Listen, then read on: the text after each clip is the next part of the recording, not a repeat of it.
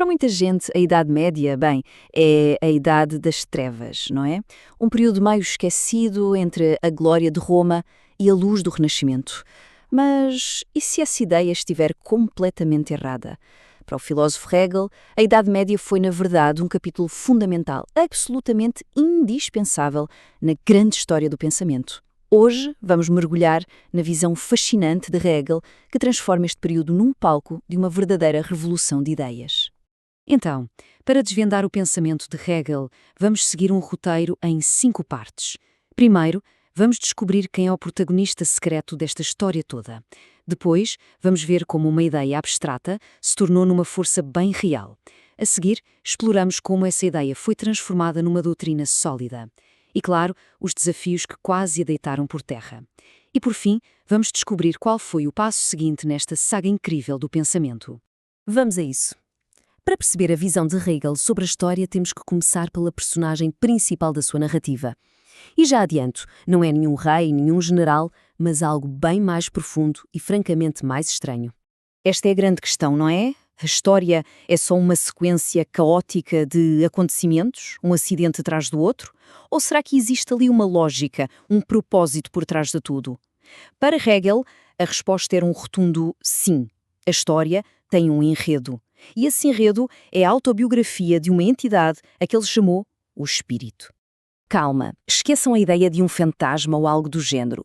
O espírito, ou Geist em alemão, é mais como a consciência coletiva da humanidade. Pensem numa mente partilhada que vai evoluindo ao longo dos séculos.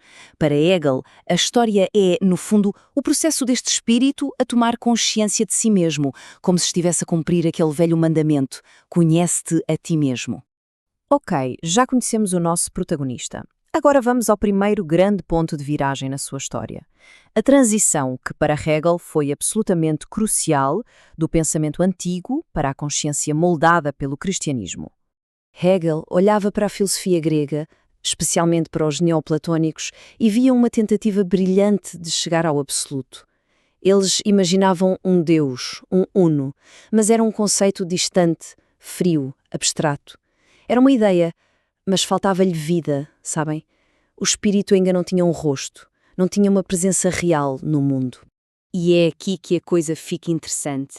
Vejam só a diferença. De um lado, a abstração pura, do outro, a encarnação. O cristianismo, segundo Hegel, chega e resolve este problema de uma forma radical. A ideia do divino deixa de ser um pensamento longínquo e torna-se literalmente carne e osso, torna-se presente e real numa figura humana. E este é o pulo do gato. Para Hegel, a encarnação não é só um dogma religioso, é o salto filosófico que a história precisava de dar. É um momento em que a humanidade percebe que o divino e o humano não estão em caixas separadas, mas que podem estar unidos. E isto não é uma teoria, é um facto histórico e concreto. Mas como é que uma pessoa vive esta nova realidade? Hegel descreve uma espécie de jornada em 3 passos. Primeiro, é preciso reconhecer que a nossa natureza animal não é o nosso destino final. Depois, vem a parte difícil, renunciar a essa natureza, um processo de transformação. E, por fim, é através dessa superação que o indivíduo alcança uma nova espiritualidade, unindo-se ao divino e encontrando a verdadeira liberdade. Claro que uma ideia tão revolucionária não se ia sustentar sozinha.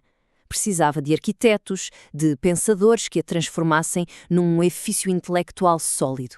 E é aqui que entram os grandes intelectuais da Idade Média. Para Hegel, os padres da Igreja eram muito mais do que teólogos.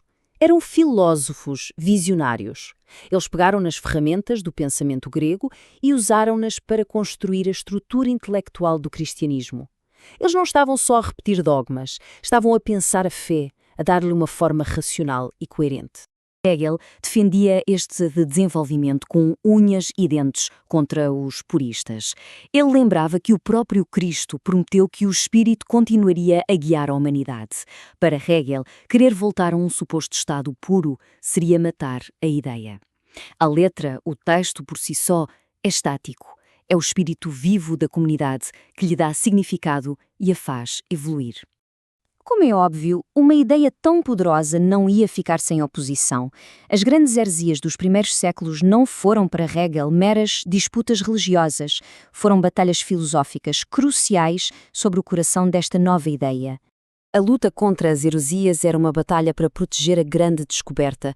O perigo era regredir, era voltar a uma visão abstrata ou dividida e perder aquela síntese revolucionária que o cristianismo tinha alcançado, a união do divino e do humano numa única realidade. E esta tabela resume tudo de forma brilhante.